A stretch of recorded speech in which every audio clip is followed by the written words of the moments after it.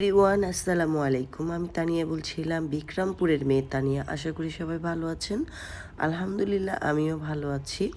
ভালো আছি বলতে এখনও তেমন একটা ভালো না, অনেক ঠান্ডা লেগে গেছে, অনেক অসুস্থ। আর এই ভিডিওটা অনেক দিন ধরেই করা, দিব করে ভাবছি, আপলোড দেওয়া হচ্ছিল না ব্যস্ততার কারণে। তো এই যে ফুলকো ফুলকো লুচি বানিয়ে সকাল সকাল হাজব্যান্ডকে দিয়েছিলাম। এটা হচ্ছে গেছে শুক্রবারের ভিডিওটা। তো হাজব্যান্ডকে খাইয়ে দিলাম। তো সে বলল খুবই টেস্ট হয়েছে। আর আপনাদের যদি এই ফুলকো ফুলকো লুচির ভিডিও আপনারা পেতে চান তাহলে আমাকে কমেন্টে অবশ্যই জানাবেন, আমি এটার ভিডিও আপলোড দিব আপনাদেরকে। তো এই যে হচ্ছে এখানে সকালে আমি হচ্ছে ফুলকো লুচি আর হচ্ছে চিকেন দিয়ে হচ্ছে বুটের ডাল দিয়ে রান্না করেছিলাম, সেটা দিয়ে দিলাম, সেটা খেয়েছে। এখন হচ্ছে দুপুরের জন্য আজকে হচ্ছে খিচুড়ি রান্না করব। তো সেটার জন্য একটু সবজি খিচুড়ি রান্না করব, সাথে একটু গরুর মাংসও দিব। তো আমি এক সাইডে গরুর মাংস ভুনা করে নিয়েছি, আর সবজিটাকে এখন ভালো করে মশলার সাথে কষিয়ে নিব। তো কষানো হয়ে গেলে তারপরে হচ্ছে দিয়ে দিব চাল ডাল, যেটা ধুয়ে আগে থেকে ঝরিয়ে রেখেছিলাম। তো এটা দিয়ে এখন খুব ভালো করে কষিয়ে নিব। কষানো হয়ে গেলে পানি টানি দিয়ে দিব খিচুড়িটা ফুটানোর জন্য আর সবজিগুলো সেদ্ধ হওয়ার জন্য। তো হওয়ার পরে হচ্ছে একটু ধনেপাতা দিয়ে দিলাম, দিয়ে হচ্ছে আমি এখন এটাকে ডিম আঁচ করে ঢেকে রেখে দিব। এই পানি যতটুকু আছে টেনে যাবে, একদম ভুনা ভুনা হবে। আর এখানে হচ্ছে আমি ইলিশ মাছ ভেজে নিয়েছি, আর সাথে হচ্ছে ডিম ছিল, ডিম ভেজে নিয়েছি, ইলিশ মাছের ডিম।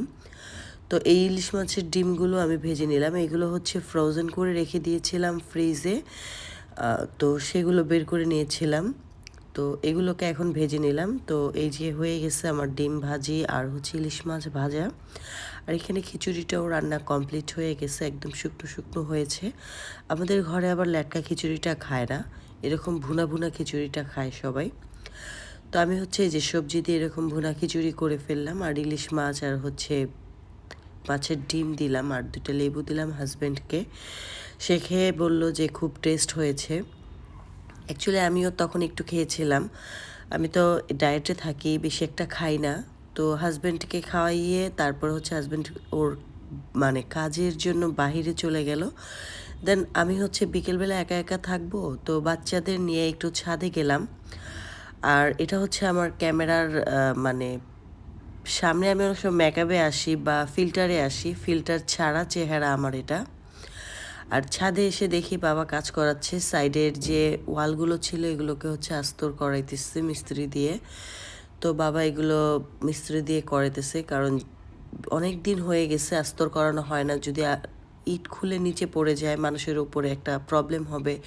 তো সেজন্য বাবা হচ্ছে এগুলো আস্তর টাস্তর করায় সব কিছু ঠিক করাচ্ছে। আর এদিকে মা অনেক ধরনের গাছ সবজির বুনেছে, সিম গাছ হয়েছে, লাউ গাছ হয়েছিল, মিষ্টি কুমড়া হয়েছিল, এগুলো অনেক খেয়েছি। ছাদের থেকে পেরে পেরে মা নিয়ে দিয়েছে। আমার বেশি একটা ছাদে ওঠা হয় না, আর ছাদের বিকেলটায় ওঠার পরে যে সূর্যটা দেখলাম এত ভালো লাগতেছিল, তা আমি হচ্ছে একটু রোদের দিকে হচ্ছে মুখটা দিলাম, ভালো লাগতেছিল। আর এটা হচ্ছে আমার আমার ফেস হচ্ছে একদম মেকআপ ছাড়া। আপনারা আবার ভাববেন না যে আমি অনেক সুন্দরী, আমি কিন্তু অনেক সুন্দরী না, আমি ফিল্টার সুন্দরী এবং মেকআপ দিয়ে অনেক সুন্দর হয়ে ক্যামেরার সামনে আসি। তো এই হচ্ছে আমার ন্যাচারাল চেহারা, ন্যাচারাল কালার। আমি হচ্ছে উজ্জ্বল শ্যামলা। তো ছাদ থেকে আসার পরে আমার সেদিন শুক্রবার ছিল, তো চিক ডে ছিল। তো সন্ধ্যাবেলা হচ্ছে খুব চা খেতে ইচ্ছে করতেছিল, একটু চা ছিল, তো চা বা খেয়ে নিলাম একটা বিস্কিট দিয়ে। আর এটা হচ্ছে আমার মগ, আমি এই মগে হচ্ছে কফি, দেন হচ্ছে চা, যেটাই বলেন গরম পানি, এটা খেয়ে থাকি। তো আমার ভিডিওটা ভালো, লাইক কমেন্ট শেয়ার করে পাশে থাকবেন।